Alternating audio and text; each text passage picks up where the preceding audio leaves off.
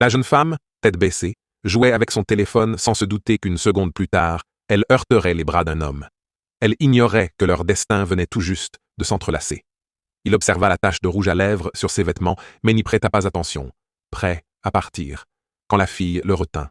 « Laissez-moi vous aider à nettoyer ça, » dit-elle. « Ce n'est pas nécessaire, » répondit-il. « Alors, laissez-moi vous accompagner, » insista-t-elle. Pensant qu'elle flirtait, l'homme tourna les talons et s'éloigna rapidement.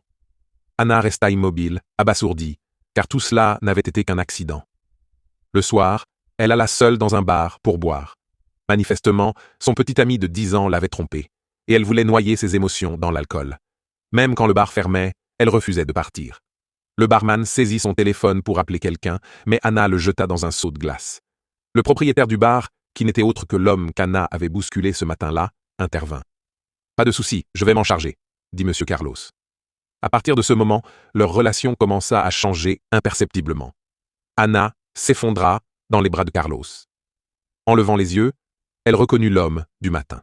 Instinctivement, elle posa la main sur son torse, remarquant que la marque de rouge à lèvres avait disparu. Elle voulut en laisser une nouvelle, mais le réveilla. Voyant qu'Anna n'avait pas l'intention de partir, Carlos, à contre-cœur, décida de la ramener chez elle. « Donnez-moi votre adresse » demanda-t-il. Anna refusa. Carlos menaça de la confier à la police, mais elle, ivre, se mit à agir de façon erratique. Elle retira ses talons hauts, monta les escaliers et déversa ses émotions. « Moi, Anna, j'ai découvert aujourd'hui que mon petit ami de 10 ans m'a trompée. » Carlos, peu intéressé par ses problèmes de cœur, ne voulait qu'une chose, se débarrasser d'elle. Plus il essayait de s'éloigner, plus Anna s'accrochait. Elle s'approcha et murmura à son oreille. « Je ne veux pas rentrer chez moi. » Peu après, elle perdit connaissance.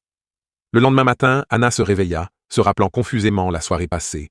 Avec une réunion importante prévue ce jour-là, elle se dépêcha de s'habiller pour découvrir que son bas était déchiré. Elle le jeta à la poubelle, coiffa rapidement ses cheveux, changea de tenue et courut au travail. Pendant ce temps, Carlos arrivait à son entreprise en tant qu'investisseur. « Bienvenue, monsieur Carlos L., » dit le directeur Wang. « Pourquoi ne pas faire un tour de la société avant notre réunion ?» Au cours de la visite, Carlos remarqua une photo d'Anna et s'arrêta. Apprenant qu'elle était responsable du projet en crise, il comprit qu'il ne se débarrasserait pas d'elle aussi facilement. Un peu plus tard, Anna arriva enfin, essoufflée. « Désolé pour le retard, laissez-moi me présenter, je suis la directrice Anna. » Quand elle vit Carlos, les souvenirs gênants de la veille la submergèrent. « Bonjour, directrice Anna, » dit-il avec un sourire. « Bonjour, » répondit-elle, rouge de honte.